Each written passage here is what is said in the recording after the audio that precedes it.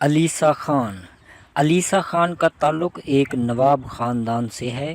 علیسا خان کے دادا نواب غازی الدین نے ہی مشہور شہر غازی آباد کو بسایا تھا۔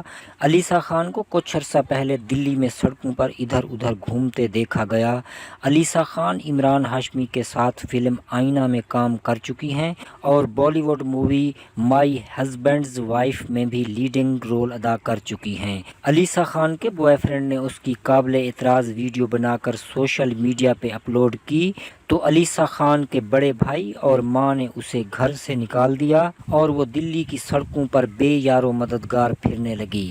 خرچے کے لیے اس کے پاس پیسے نہیں تھے، اس لیے کبھی وہ مندر میں سوتی اور کبھی اپنے کسی جاننے والے کے گھر۔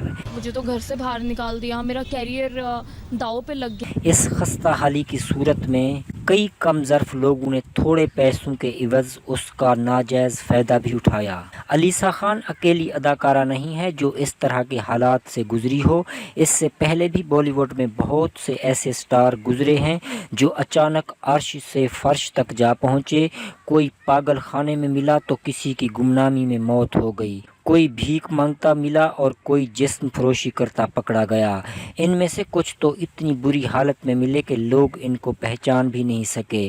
زندگی میں بہت برے دن دیکھنے والی دوسری سیلیبریٹی گیتانجلی ناگپال ہے۔ کئی ریم پر چل چکی گیتانجلی ناگپال 2007 میں ساؤتھ دلی کی سڑکوں پر بھیک مانگتی ہوئی ملی تھیں۔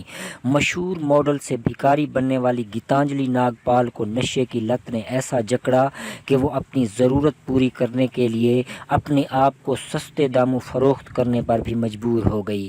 گیتانجلی ناگپال کچھ عرصہ نوکرانی بن کر بھی زندگی گزار چکی ہیں۔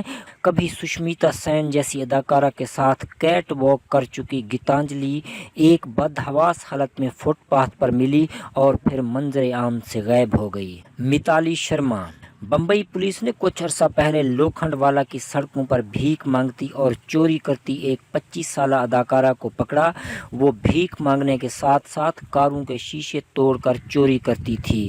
جب 2 لیڈی پولیس اہلکاروں نے اسے گرفتار کیا تو پہلے تو اس نے پولیس اہلکاروں کو گالیاں دیں، ایک سے اپنا ہاتھ چھڑایا اور دوسری کو دانتوں سے کاٹ کر بھاگنے کی کوشش کی۔ متالی شرما بنیادی طور پر دلی کی رہنے والی ہیں۔ وہ بھوجپوری فلموں کے ساتھ ساتھ ماڈلنگ بھی کر چکی ہیں۔ ریجنل فلموں میں کام کرنے والی متالی شرما گھر والوں کو چھوڑ کر ممبئی میں قسمت آزمانے آئی تھیں۔ اس کے بعد خاندان والوں نے اسے چھوڑ دیا تھا۔ کچھ فلموں اور ماڈلنگ میں کام کرنے کے بعد اسے کچھ عرصہ سے کام نہیں مل رہا تھا۔ پیسوں کی کمی کی وجہ سے وہ ڈپریشن میں چلی گئیں۔ جس حالت میں وہ پولیس والوں کو ملی تو اسے دیکھ کر لگتا تھا کہ کئی دن سے اس نے کچھ کھایا پیا نہیں ہے۔ جب پولیس اسے پکڑ کر تھانے لائی تو سب سے پہلے اس نے کھانے کا مطالبہ کیا تھا۔ رینو راٹھی۔ کچھ عرصہ پہلے ایک حسین و جمیل نوجوان لڑکی کو بے یار و مددگار ایک سڑک پر پایا گیا۔